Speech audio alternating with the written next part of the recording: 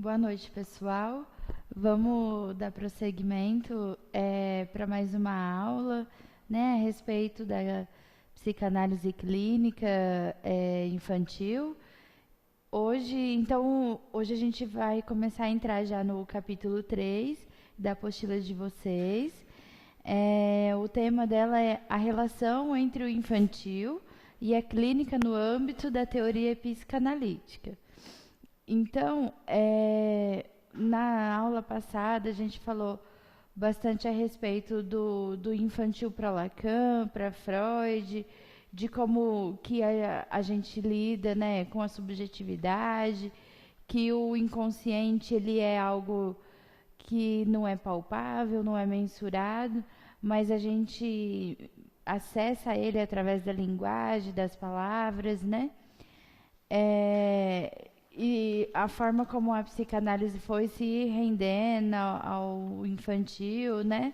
Antes não abordava a criança como algo possível de ser tratado, e já dessa vez começa a se perguntar mais sobre a criança, né? A gente viu também através do estágio do espelho, da criança se reconhecendo, né? Reconhecendo os objetos, o externo por fora, e depois ela se dissociando dessa mãe e na sua visibilidade ao mundo, né? Então, nós fomos dando prosseguimento. Eu deixei o e-mail no final da aula, eu deixei o e-mail aí para vocês, caso tivesse alguma dúvida. Então, eu reforço para que vocês me procurem, né, através do e-mail, caso tenha alguma dúvida, ou que mesmo queira falar, né, discutir sobre mais um pouco sobre esse assunto, ou algum outro assunto da psicanálise que tenha a ver com o que a gente está comentando, né?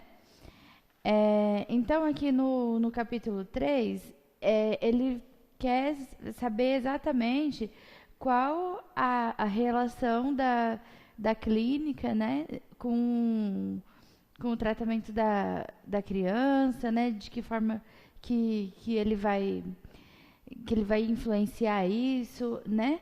Então, lembrando que toda vez que a gente fala da clínica, né, eu quero sempre, é o mesmo que dizer procedimento, né, a terapia em si, se for no âmbito psicológico, né? Então, assim, a clínica nunca o espaço físico, né, as quatro paredes com uma porta, duas poltronas, mas e sim a clínica como um método terapêutico, né, de que forma que eu vou fazer isso. Então Freud ele vai falar assim, que tudo que é consciente tem um estágio preliminar inconsciente, ao passo que aquilo que é inconsciente pode permanecer neste estágio, e não obstante reclamar que lhe seja atribuído o valor pleno de um processo psíquico, né? Então, os conteúdos inconscientes, né? Alguns deles, ou todos, ou nenhum, eles vão ficar ali no estágio preliminar. Então, nem sempre, né, a gente fala que eu consigo acessar o inconsciente através de linguagens, mas eu consigo acessar aquilo que me vem à tona, né, aquilo que me traz para o consciente novamente, enfim. Nesse estágio preliminar, que eu posso ou não trazer a olho nu através da linguagem, mas que ele vem à tona diante as situações que me ocorrem. E para falar um pouquinho de Lacan, o inconsciente ele se formaliza a partir das relações estabelecidas entre os sujeitos. Então, essas relações que eu vou construindo ao longo da minha vida, eu consigo torná-lo, os métodos inconscientes, para o consciente através da minha relação com o outro. Então, através daquilo que eu vou manifestando com o outro, né? aquilo que o outro me causa, né, os significantes que eu vou obter naquele momento. Então, é dessa forma que ele entende o inconsciente. Aí, o Lacan, ele teve ele se dividiu, né, em duas clínicas, então, em 2 anos diferentes. Em 1950, foi a primeira clínica dele. Então, esses dois momentos, né? A primeira clínica e a segunda clínica. E nessa primeira, o foco de Lacan era a direção do tratamento. Então, ele falava a respeito da direção do tratamento ao significante, ou seja, as representações particulares que cada sujeito faz dos signos ou palavras. Então, para Lacan, a psicanálise interessa não o significado da palavra, mas aquilo que em cada sujeito ela remete. Então, o que ele fala é que sobre cada palavra que deve ser dita, o significado eu posso encontrar no dicionário, por exemplo, e ter aquele significado geral para todas as pessoas, para todos os momentos, todos os eventos.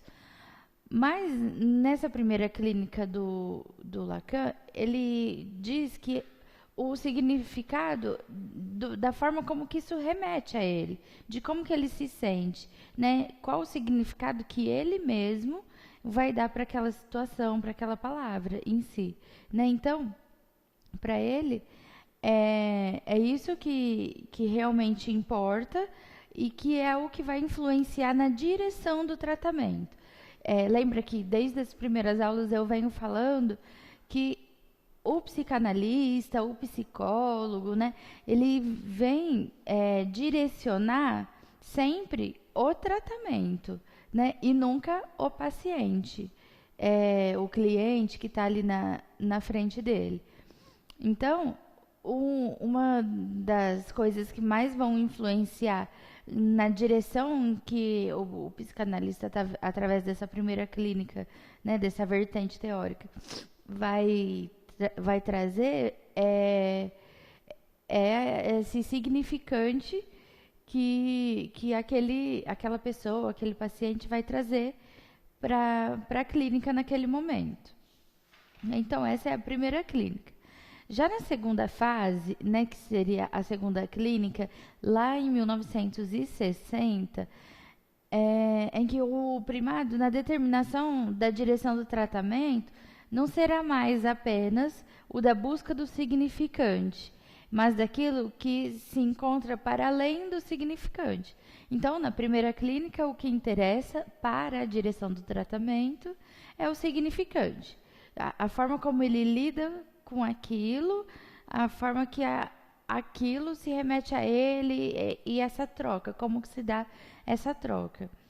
Aí, já na segunda clínica, ele quer saber além, né? Entendi o que causa, mas o que será que pode ocorrer daqui para lá, né?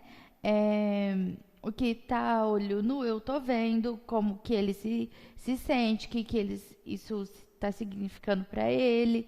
Mas e depois disso, né? Nessa parte que o Lacan se prende. E aí, nessa segunda clínica, ele também vai chamar ela clínica do real, né? Que é o que realmente pode estar ocorrendo ali. Que, inclusive, ele chama essa fase a fase do gozo, né? Nesse sentido do que estar acontecendo mesmo, de que ele se tornou de uma forma, né? Entendeu, aquilo deu um sentimento, provocou algumas razões, né? E agora é o passo que tem a ação e a reação. A reação, então, por isso ele chama de gozo. Ele chama da clínica do real. É o que realmente pode acontecer, né? Para a gente entender melhor, acredito que esse seja um exemplo bacana. Então, a linguagem, ela continua sendo para Lacan um fator determinante da formalização do inconsciente. Então, o Lacan, por mais que ele tenha a primeira clínica, a segunda clínica, passa por diversas abordagens, né, teóricas, assim, segue Freud, uma hora ele cita Freud, outra hora ele vai por ele mesmo, enfim. Em nenhum momento ele vai dispensar a importância que a linguagem tem para a formalização e para a transparência desse inconsciente. Então, o psiquismo do sujeito se estrutura em função de sua relação com o outro, por meio da linguagem.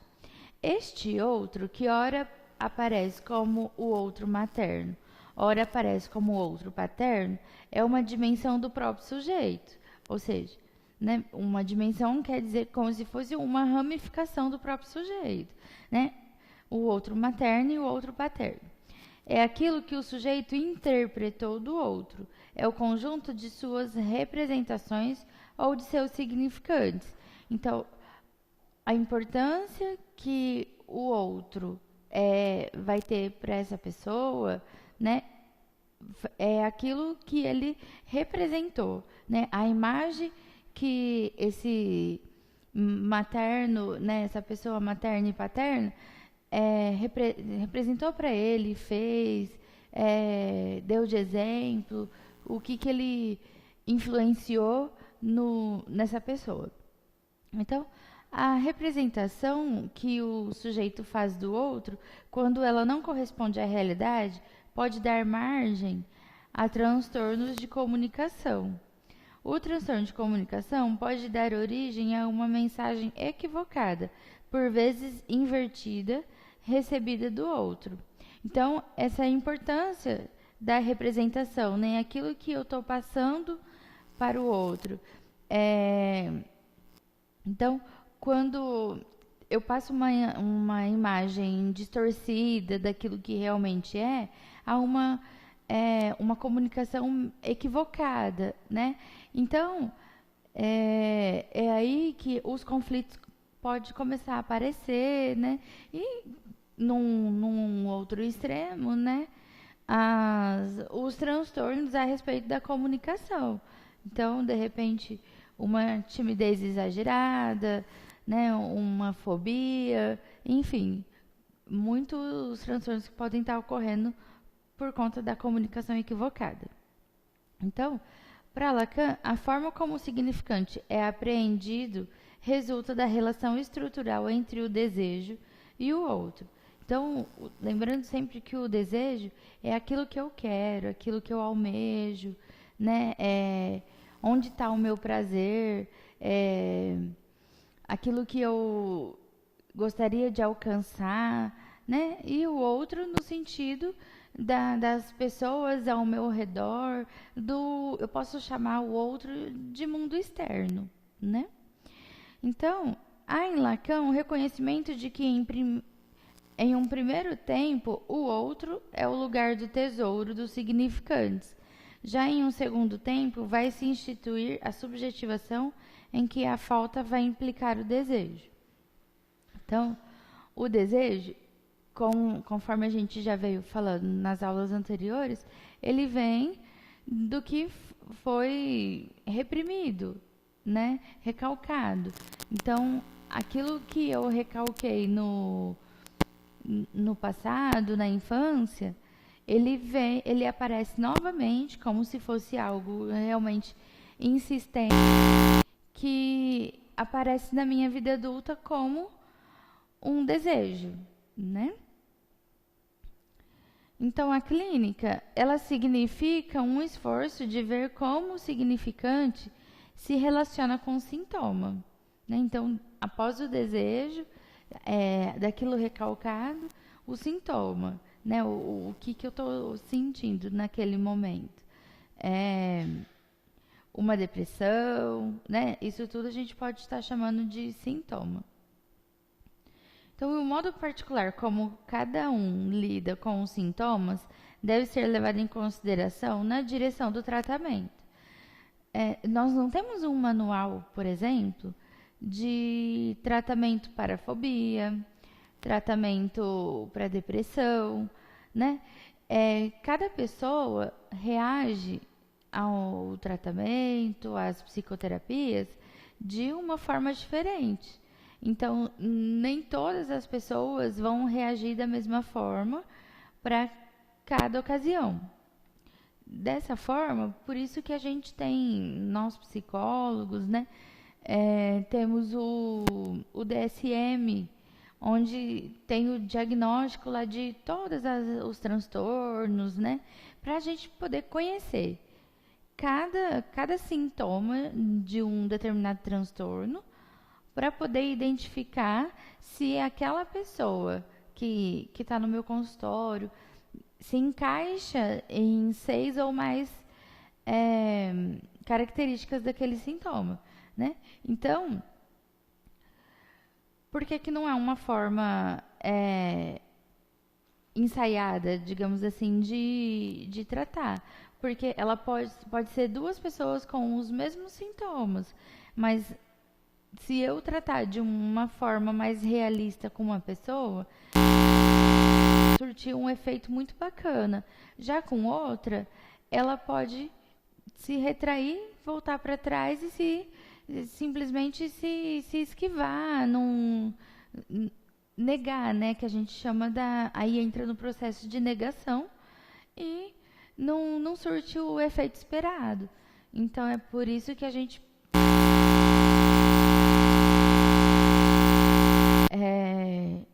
de onde veio, o que aconteceu, em que momento isso ocorre, o que passa, né, o que a pessoa pensa naquele momento, para a gente entender qual vai ser o direcionamento exato daquele problema, né, daquele sintoma, daquele transtorno. Então, Lacan, ele quer dizer que o significante primeiro, embora exista, não pode ser percebido sem que haja um segundo significante que o acione, que o faça aparecer. A rigor, o primeiro significante é inapreensível, né? Então, tem sempre um significante que remete a outro e assim sucessivamente. Então, o significante diversamente, ele é o significante diversamente, né? Quer dizer, diferente do signo, é aquilo que representa um sujeito para o outro significante, né? Então, como se a gente pudesse entender como uma ilustração daquilo que eu represento para o outro. Então, o sujeito é efeito de linguagem e é no discurso que ele revela o seu inconsciente. A gente vem sempre falando, né, sobre a questão da linguagem, que ela permite-nos acessar esses conteúdos. Então, nessa relação entre o sujeito e os significantes implícitos no seu discurso, é que os sintomas se projetam e se tornam tratáveis. Então, mais uma vez, nessa relação entre o sujeito e os significantes implícitos, né, aquilo que está por trás, que a gente tem que analisar depois da linguagem. É através da linguagem que a gente acessa, mas a gente tem que fazer uma interpretação do que essa linguagem está querendo nos dizer, né? Porque é por aí que o inconsciente vai falar. E os sintomas se projetam e se tornam tratáveis. Então, à medida que eu falo e eu transpareço os sintomas, aí sim eu posso começar a tratar esses sintomas para que eles sejam liquidados. Então, a formalização da estrutura subjetiva do sujeito, ela está na base da construção da neurose, das psicoses ou das perversões. Os desejos sexuais reprimidos é que vão permanecer e gerar os sintomas. O recalcamento sexual, na visão de Freud, está associado aos fatores culturais e educacionais presentes numa determinada sociedade ou época. Então, principalmente aqueles desejos sexuais reprimidos, né, eles vão permanecer e vão continuar gerando sintomas, né? Então, tudo aquilo que eu começo a reprimir, de alguma forma, vem aparecendo. E, então, Agora, na visão do Freud, o infantil não é a coisa própria da criança, né? Mas um estado que se caracteriza por elementos pulsionais e libidinais comuns a todo indivíduo. Então, o infantil, ele se caracteriza, né, pelo recalque, aquilo que está sendo recalcado daquela forma. Então, é uma forma como o neurótico vai lidar o que ele deixa inacessível no inconsciente. Então, esse recalque, aquilo que ele está, entre aspas, né, escondendo, é a forma que, de repente, ele está lidando com aquele sintoma, né? Então, com aquele desejo, o fato dele não saber lidar, ele prefere, né, reprimir, recalcar isso e deixar para que numa outra oportunidade, num outro momento, ele comece a lidar com esse sintoma. Então, pode-se dizer que aquilo da infância que permanece como elemento da estrutura do sujeito se compõe do material recalcado. Então, portanto, para Freud, o infantil, ele constitui a base da estrutura psíquica do sujeito, manifestando-se, ora explícita, ora implicitamente, nos diferentes momentos da sua vida.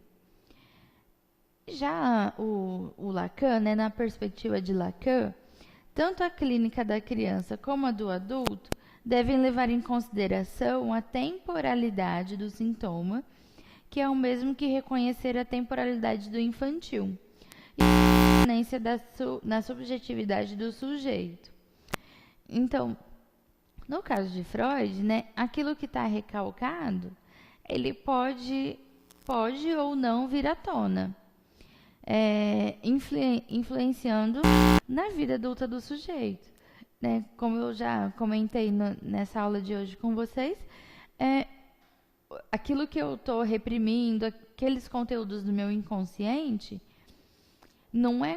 eu não tenho uma forma muito clara, muito explícita de buscar esses conteúdos e falar apenas o que eu quero, né? Por vezes ele vem de uma forma toda bagunçada que, ao passo que eu vou expondo, as pecinhas vão se encaixando, né?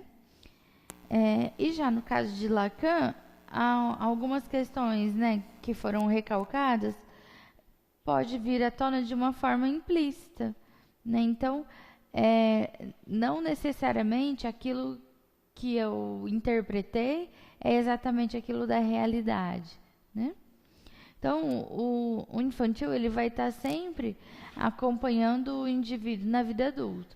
Então, tudo aquilo que aconteceu, histórias, situações constrangedoras, momentos de alegrias, tudo que a gente passa na infância, principalmente na primeira infância, 6 anos, ele é capaz de influenciar verdadeiramente na vida adulta. Então, falar de direção do tratamento é o mesmo que falar da sua finalidade, né? Ou seja, o que interessa ao psicanalista é a revelação do discurso daquele paciente, né, daquele analisante, discurso que se projeta por meio da palavra nas muitas formas de comunicá-la. Então, esse para o tratamento, é como se fosse a finalidade, na direção, né, do tratamento, essa finalidade da linguagem. Então, a análise, ela tem que permitir que o indivíduo se reconheça e que ele encontre seus caminhos a seguir, bem como a sua própria verdade, né? Então, esse é um dos objetivos da análise, né, da psicoterapia, que ele realmente se reconheça, como na forma do estádio do espelho que a gente comentou na aula passada, né? O fato que se torna diferente do outro, se reconhece, e essa autoanálise da gente poder se reconhecer é aí que a gente vai se reconstruindo, se transformando num indivíduo melhor, né? Pelo menos na maioria das vezes. Então, o psicanalista, ele certamente dirige o tratamento, né? Apenas o tratamento. O primeiro princípio desse tratamento, o que lhe é soletrado logo de saída, que ele encontra por toda a parte, em sua formação, a ponto de ficar por ele impregnado, é o de que não deve de modo algum dirigir o paciente. Como eu venho falando, dirigir o paciente nunca, apesar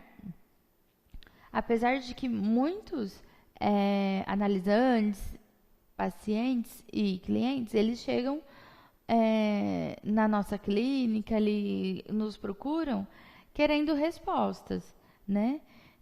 Isso é muito comum acontecer sempre, porém a gente não pode deixar que isso nos influencie, né? A clínica da psicanálise, ela não se volta a dar respostas prontas, né? Nem receitinha de bolo, faz isso que dá certo, não faz isso que não dá certo.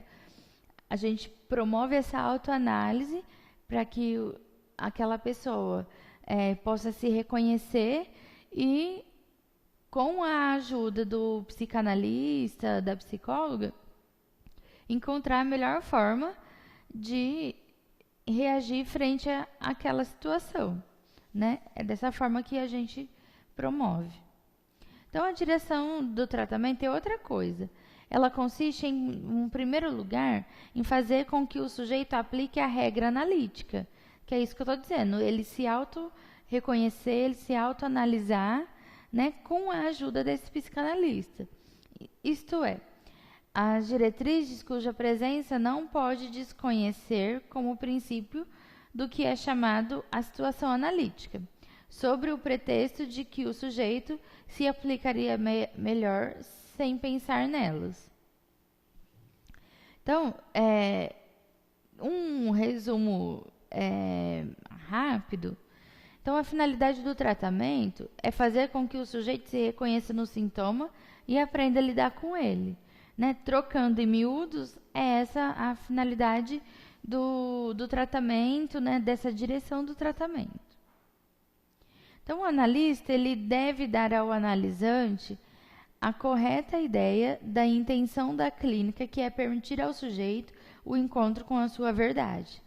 Daí Lacan, ele vem lá na segunda clínica, né, em 1960, ele vem definir o lugar do analista, uma vez estabelecido o processo da transferência, como um lugar vago.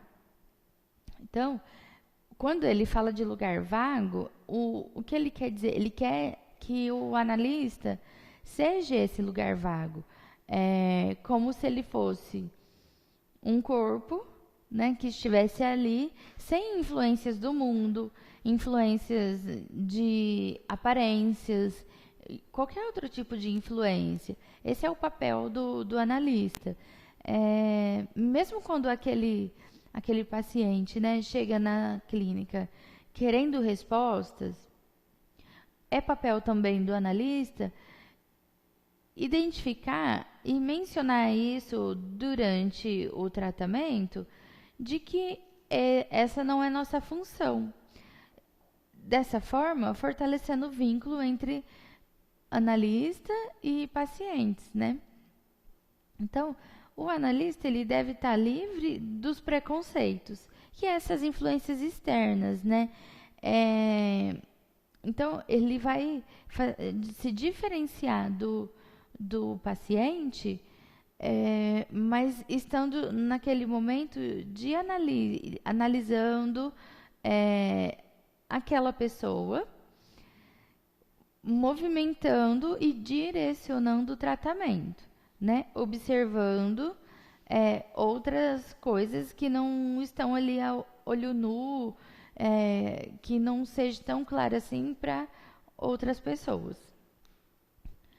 Mas isso também não quer dizer que o analista deva ser um Sócrates, nem puro, nem um santo, Então, quer dizer que ele não pode ter opinião alguma, que ele não pode mencionar alguma vontade.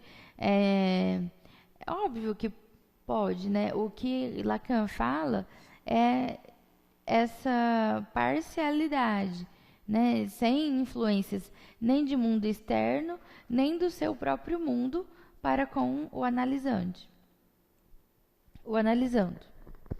Então, essa intenção da clínica, ela não muda de acordo com a clientela atendida, ou de acordo com a idade. Quer dizer, essa postura, ela não pode ser diferente com um público de pacientes e com criança outra diferença, né?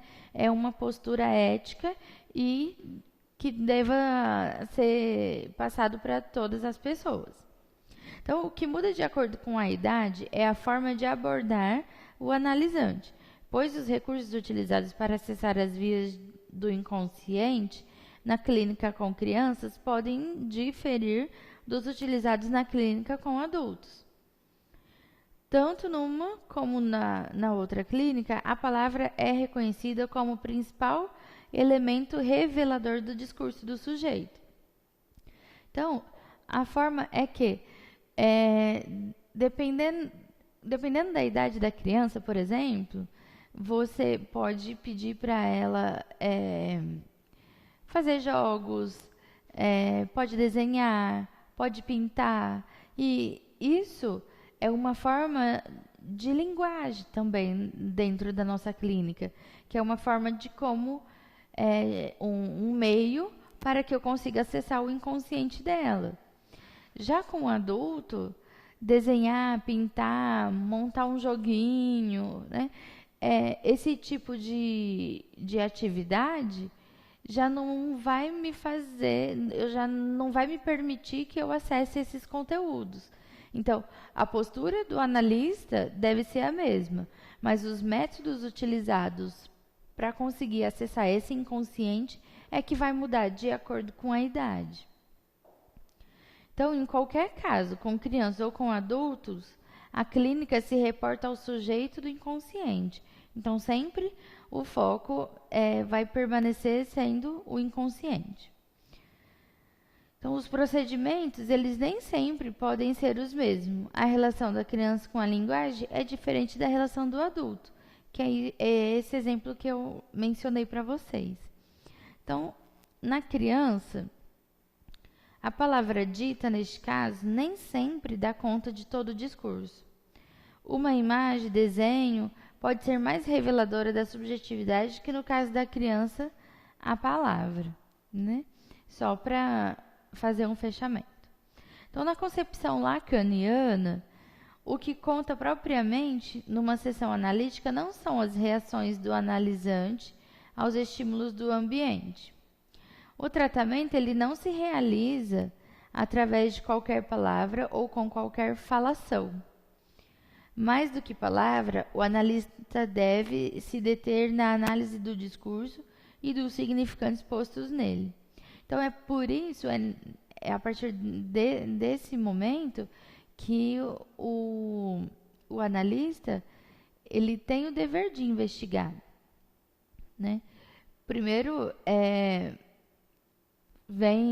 o paciente vem trazendo a sua queixa, né? Vem trazendo os conteúdos que estão ali no consciente, algumas coisas do inconsciente através da fala, mas o analista ele precisa entender, né, qual a relação do paciente com o sintoma, de que forma que isso se deu, o que ele tem feito para controlar esse sintoma, se é que tem feito alguma coisa, em que momentos esse sintoma aflora, né? Tudo isso faz parte. Então, não é uma simples falação, né? Eu vou lá conversar um pouquinho, daqui a pouco eu volto e vai estar tudo bem, né? Então, a gente tem esse dever de investigar e de direcionar o tratamento de acordo com aquilo que nós investigamos. Então, a clínica, ela deve levar em conta as especificidades que caracterizam a condição da criança, seu lugar na estrutura familiar, bem como o nível de elaboração do seu discurso. Então, nesse caso aqui, a gente precisa analisar, no caso das crianças, né, quando os pais procuram a clínica para levar os seus filhos. Muitas vezes, a questão ali não é só a criança, né? Muitas vezes o pai e a mãe não têm uma relação duradoura, não tem uma relação amigável, a criança vivencia e passa e vê, né, problemas familiares. Então, a forma como a gente já falou na aula passada também, a mãe colocando o seu próprio desejo na criança. E ela, por ser criança, né, não ter esse nível de consciência tão elaborado, ela toma esse desejo para si. Então, o que eu quero dizer é que muitas vezes a mãe leva essa criança na clínica de um psicanalista, mas na verdade ela é que gostaria de estar sendo tratada, né? Ela é o foco do tratamento. Então, o analista também tem esse dever de analisar a real necessidade, né, da criança. Não há, assim, sessões estipuladas. Olha, eu vou fazer 5 sessões com a criança, 3 com o pai e 7 com a mãe. Né? Não tem como prever isso. Então, ao passar do tratamento, o analista, conforme a necessidade, chama o pai, chama a mãe, faz uma sessão com todo mundo junto. Né? Então, ele tem que investigar também essa real necessidade do tratamento.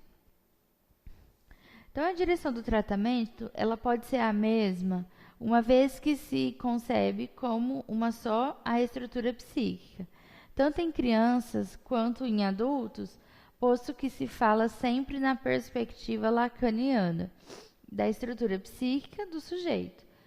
Porém, na clínica, a abordagem da criança impõe um cuidado por conta da sua condição particular. A relação da criança com o outro materno pode ser uma relação de subordinação em que as exigências do outro funcionam como demanda. Então, aqui o outro, né, pode ser a mãe, o pai, o meio familiar, um amigo, né, o outro como uma dimensão externa, o mundo externo que está ali em volta dessa pessoa. Então, aquela mãe insaciável, insatisfeita com a sua falta, a falta de falo, né, ela pode buscar em seu filho um substituto do objeto do seu desejo. Então, Lacan refere-se à dificuldade do tratamento neste caso. Então, aqui, quando ela busca em seu filho um substituto, né, do objeto de desejo, então, como um exemplo, o objeto de desejo da mãe pode ser ela ir até o psicanalista e participar das sessões. Aí ela substitui o filho, né, como esse objeto de desejo e leva ele até o psicanalista. É como se ele fosse uma ponte para que ela consiga atingir o seu desejo. Então, quando a função paterna, né, ela já não configura, ela não figura como mediadora na relação conflitual da criança com o outro materno, a criança fica sujeita a ser objeto das mais diferentes fantasias da mãe. Então, essa é a falta de falo, né? A gente pode resumir aqui, e se eu pudesse dar outro nome, a falta de carinho, né? Quando essa relação não é uma relação amigável, né? Os dois já não vivem bem, então ela projeta tudo nessa criança. Então, o analista, então, ele deve estar atento à verdadeira intenção, né, de levar esse filho até o psicanalista, né, da mãe, levar a criança para esse tratamento mesmo, né? Então, a compreensão de como um sintoma se manifesta na criança, quando é possível identificar o modo como ela responde ao desejo da mãe, é fundamental para a direção do tratamento. O analista ele precisa ter em conta a origem da demanda, se dos pais ou da criança, para decidir sobre o tratamento, inclusive sobre se a criança deve ou não ser submetida à experiência analítica. Então, é nesse caso que se o analista percebe que não é a criança o foco do tratamento, não é o objeto que realmente precisa ser tratado, ele tem autonomia suficiente para ou nem ao menos iniciar o tratamento ou terminar esse tratamento e começar o tratamento com os pais, ou com a mãe, ou só com o pai, né? Então, é comum a criança ser trazida para tratamento com a intenção de se aplacar um conflito familiar. Então, às vezes, que coloca a culpa toda na criança é uma forma de tentar se resolver na vida conjugal também. Então, a criança aqui, nesse momento que ela veio para... ela vai para a terapia para poder aplacar, né, esse conflito. Então, a criança aqui ela se transforma no objeto de desejo tanto da mãe ou quanto do pai. Então, a criança ela é trazida como um sintoma, ou a criança veio porque tem sintomas, né? Essa é a pergunta que o analista deve se fazer.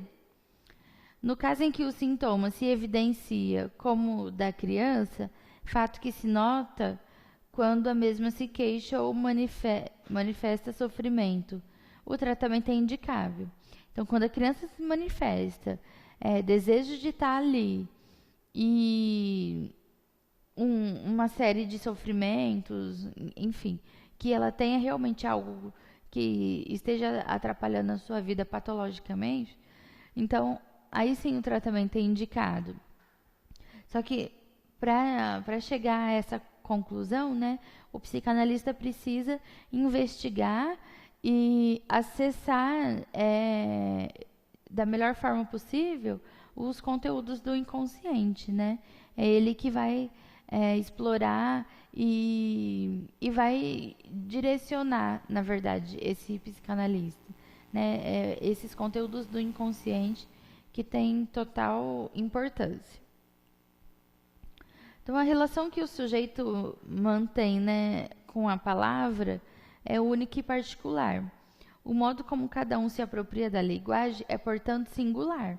Então, a forma como cada um reage às situações e às palavras é bem particular e cada um pode lidar de uma forma diferente. Então, a interpretação do sujeito ela é particular. A palavra remete o sujeito para um determinado tempo e lugar. A linguística para a psicanálise é importante porque pela linguagem que se revela o inconsciente. A linguagem é definida como a língua, né, a língua é um conceito que expressa a relação inteligível entre a linguagem e uma teoria possível do desejo. Ou seja, né, uma espécie de língua particular de cada sujeito. Então, essa linguagem de cada um particular, a forma de se expressar, de se vestir, tudo é linguagem, né? Eu posso ter esses comportamentos, por exemplo, não verbal, né? Que são comportamentos mesmo. Depende de cada pessoa vai adotar uma forma particular de ser. Então, a estrutura para a psicanálise não pode ser vista fora do sujeito. Então, é sempre dentro do sujeito, dentro do seu inconsciente. O Lacan, então, ele vai se ocupar no trabalho teórico com a definição do chamado objeto A, ou seja, a forma primordial de gozo particular a cada sujeito.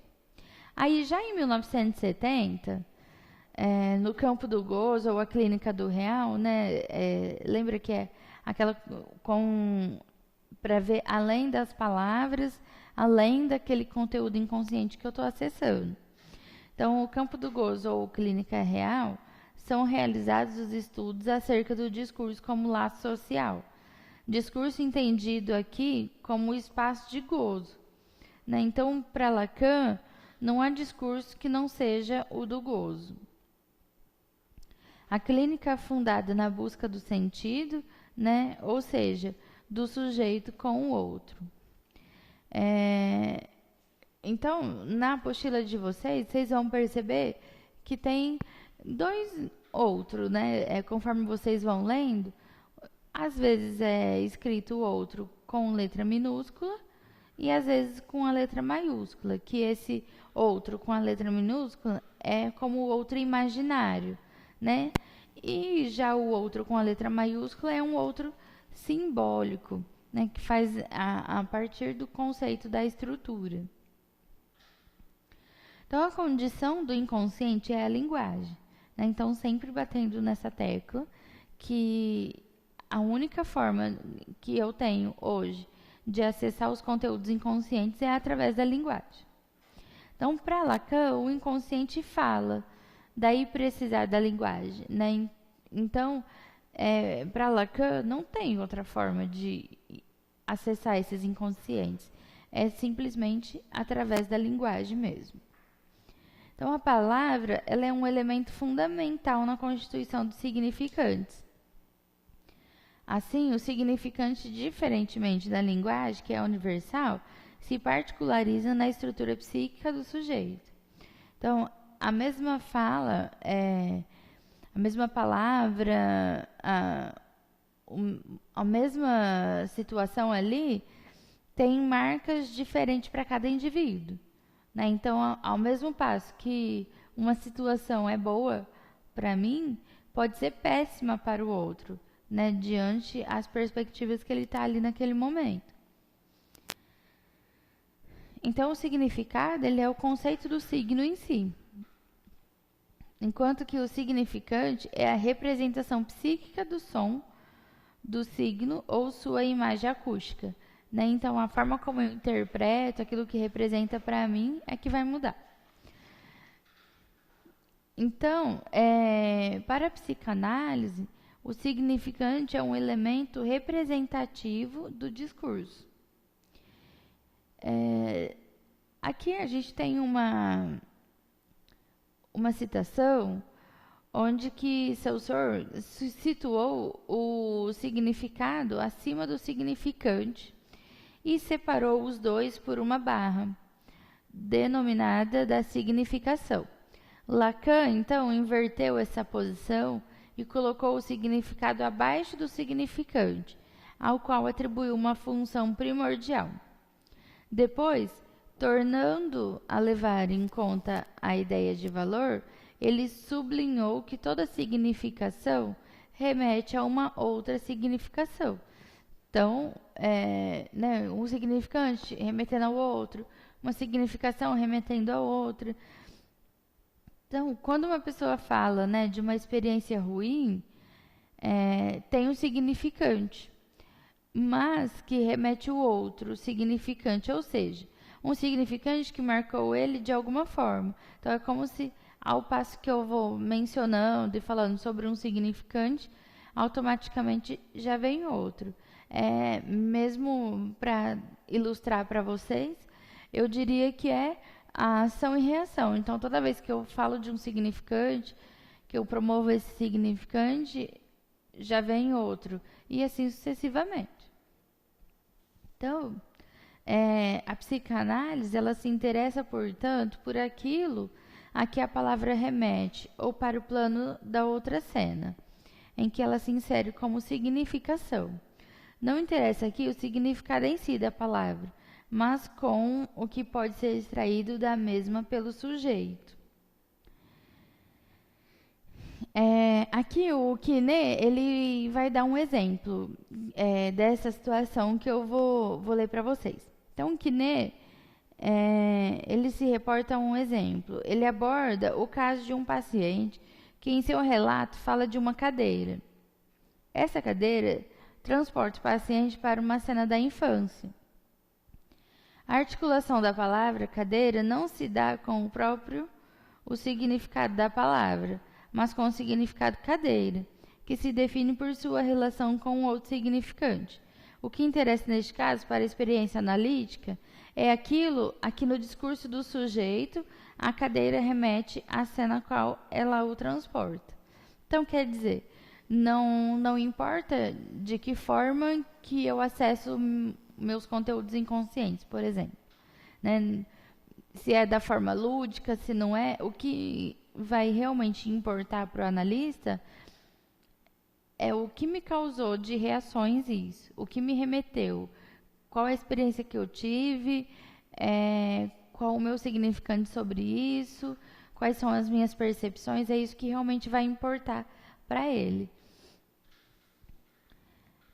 Então, em Lacan, as leis do inconsciente ele chama de metáfora e metomínia, né? Aí usando basicamente mesmo a linguagem no sentido do português, da gramática, né?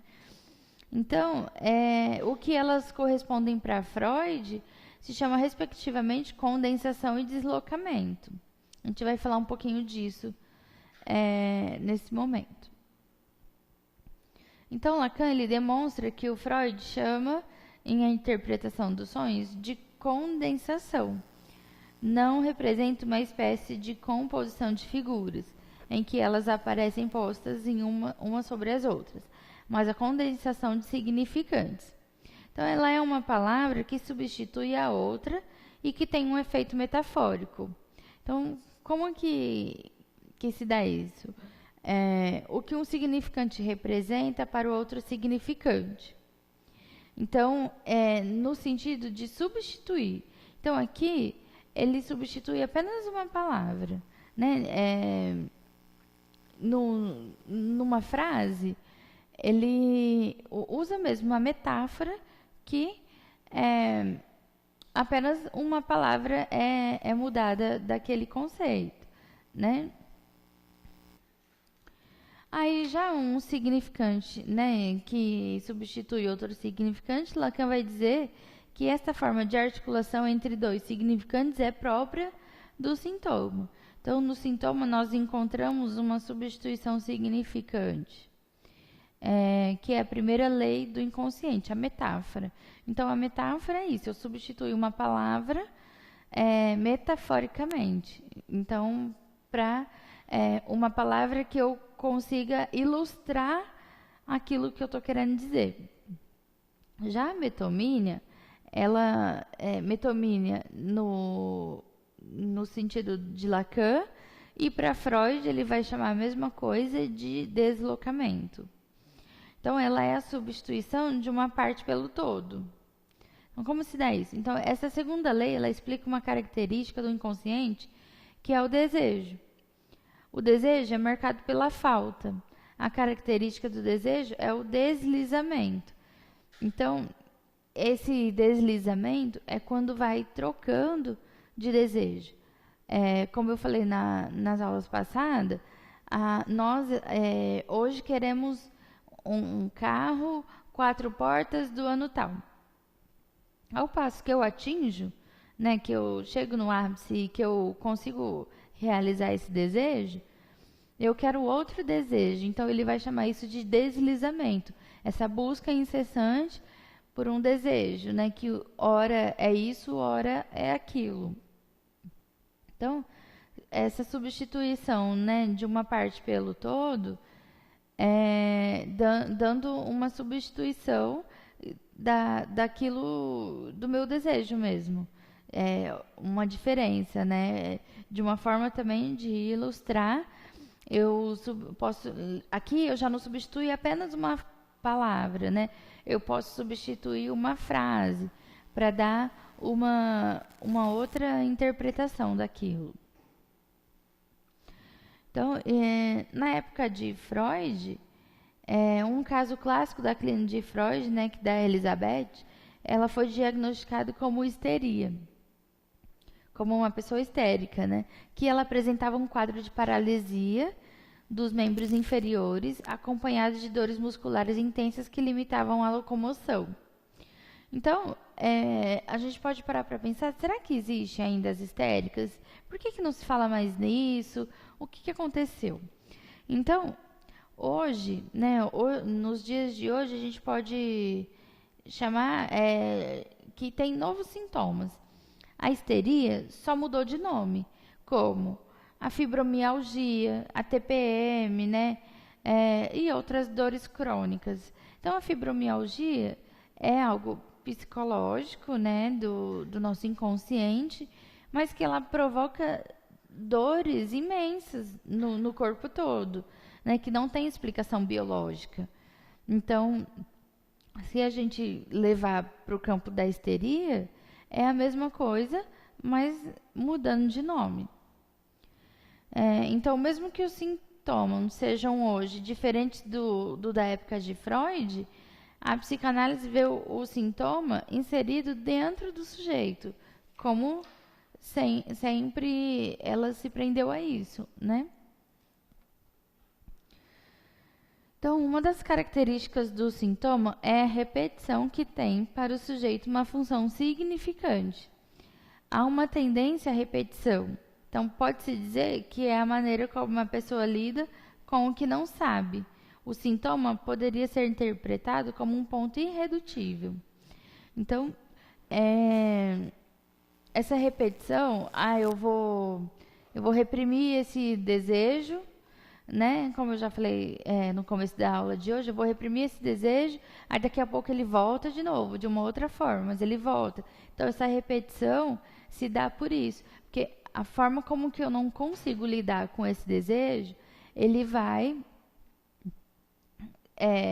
reprimir, né? E aí depois ele aparece de uma outra forma, até eu conseguir me conhecer a tal ponto que eu consiga lidar com esse desejo da melhor forma possível.